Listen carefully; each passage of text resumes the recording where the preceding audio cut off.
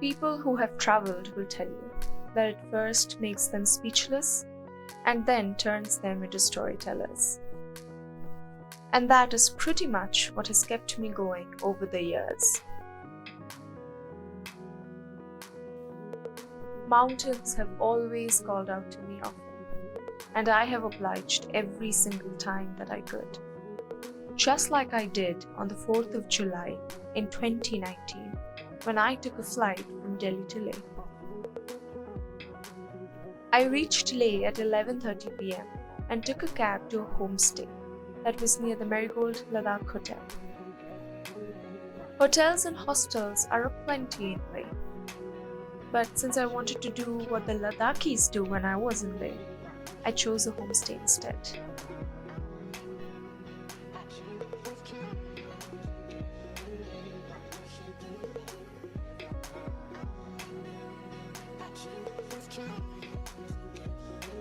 The main agenda of the trip was the Stok Kangri Trek.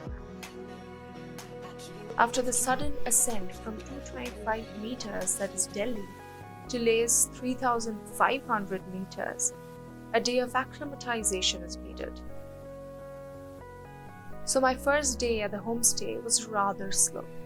I ate food cooked by the owner, or auntie as we called her, lazed around the homestay for the rest of the day.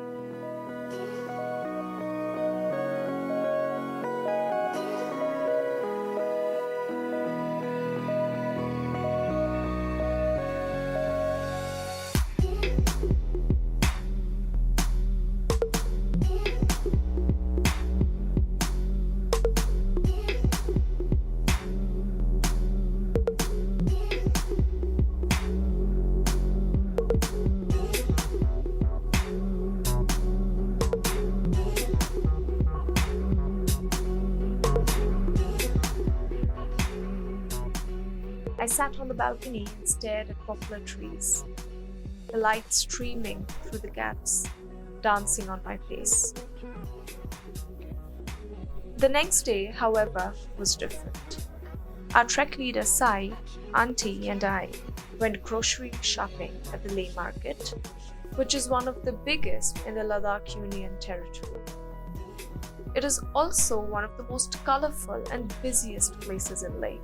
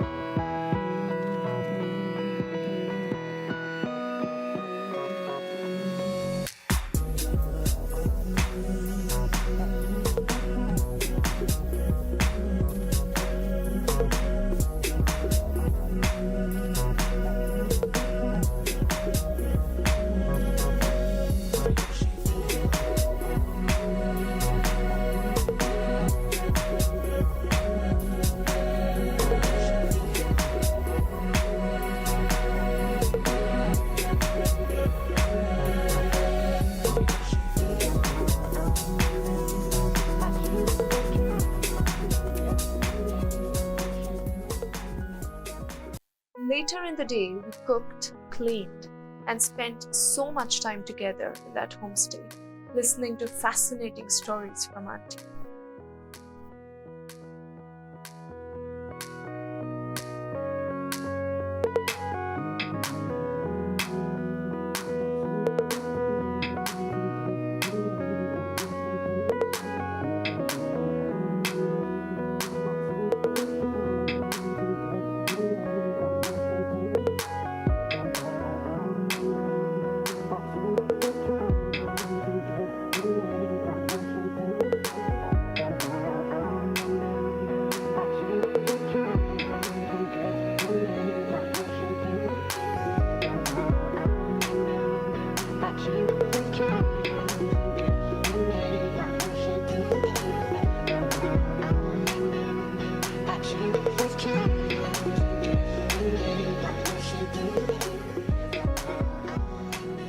The Sanchi Stupa, Leh Palace and Leh Monastery are all at walking distance.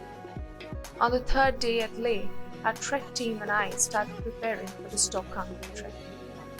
We rented ice axes, snow boots, tents, and many other things. We were told that the Stok Kangri Trek is no mean feat, so we got busy.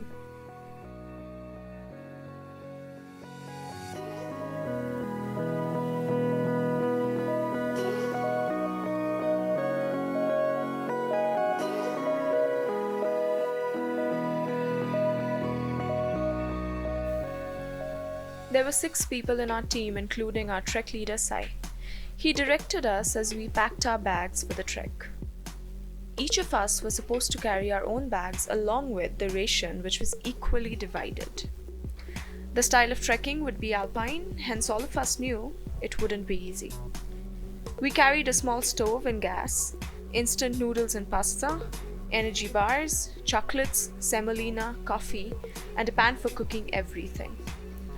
With the warm clothes, ice axes, and snow boots, each of our luggage came to around 25 kgs. A little pep talk, words of caution, and rest later, we knew we were ready.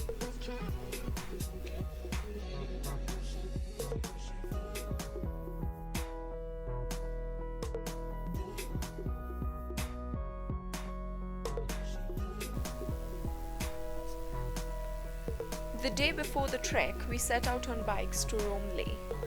We visited the Leh Palace and the Leh Monastery. A local woman told us a story of how initially the Leh Palace was on top of the mountain and the Leh Monastery was on the foothills. It later exchanged places owing to a monk. We hiked to the Leh Monastery, and once we reached the top, the view was breathtaking.